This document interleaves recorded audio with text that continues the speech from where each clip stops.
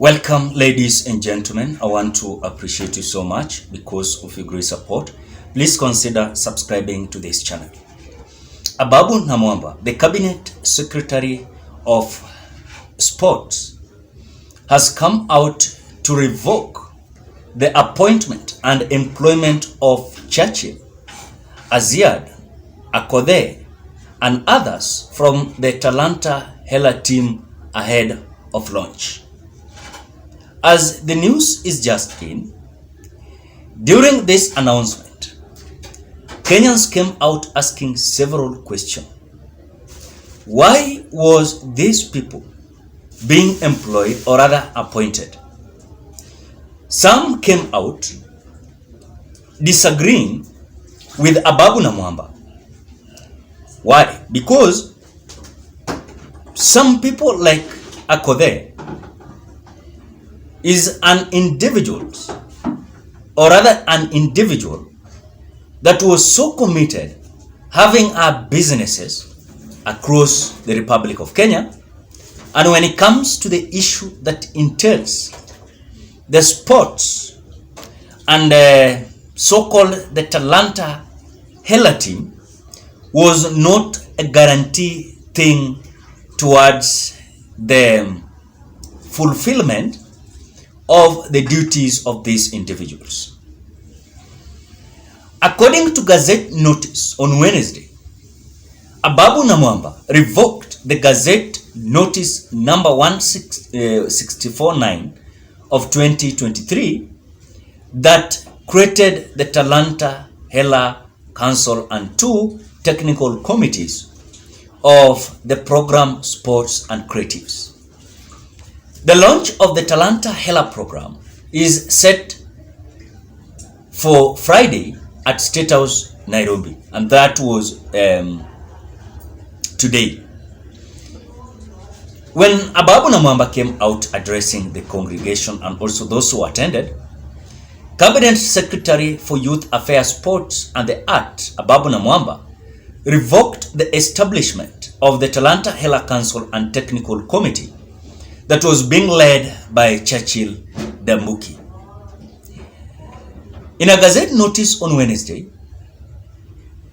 we are being told that this was like a U-turn of Ababu Namwamba, because this was after this 3 weeks ago, Justice Lawrence Mugambi of the High Court suspended the program until case filed by Charles Mugane is heard and determined. So Mugane cited legal and constitutional flaw in the case he filed under certificate of urgency. So the CS had appointed the Talanta Hela Council and the 2 technical committees to help with the implementation of program whose agenda is to identify, recruit, nurture, and monetize talents in both sports and creative sectors. So this committee entails Dennis Itumbi, who is now the current Chief Administrative Secretary, CS. We are having Jen Chepkemoi. We are having Charles Gasheri, were among members of the councils that was headed by Ababu Namwamba. Again, we had media personalities. Carol Radul was appointed the chairperson of the Sport Technical Committee. Now, the committee members include former Harambee Stars players Sami Shule, Boniface Ambani, and former World Javelin gold medalist Julius Yego, and among others. Now, Daniel Churchill Dambuki was the chairperson of the Creative Technical Committee.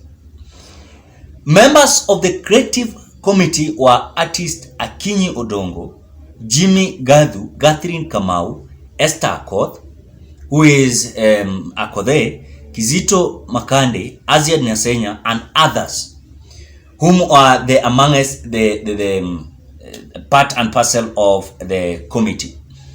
Namwamba head on May 26th told Nation Sport that they will continue with the launch of the program since the High Court continue only to quash the appointment of members of its two technical committees, sport creatives. He said that President William Ruto will launch the program June 2nd at State House. That, however, did not take place. But when you look at this Talanta Hela kind of type, I don't know how these people came up with this kind of, let me say, the Hela team, because when you look at the Ministry of Sport, now it was congested with individuals earning money, having allowances, having offices, under this government where the situation is so difficult. At the same time, Kenyans are asking, why is it that Ababu Namwamba, through his office, came out appointing these people, a bigger percentage of people? When you look at this number, you must ask yourself, who is paying these people? They have payrolls. Are the same people are having jobs outside the government, being paid, you know? So when you look at this number, there are almost more than 20 people. More than 20 people. And if there are more 20 people, you want to tell me that who is paying these people? It is the government. Under the Ministry of Sports. They're having payrolls. So in a matter of fact, I don't have any doubt that even if the court has come out to quash the appointment of Ababu Namwamba, it is at least a relief.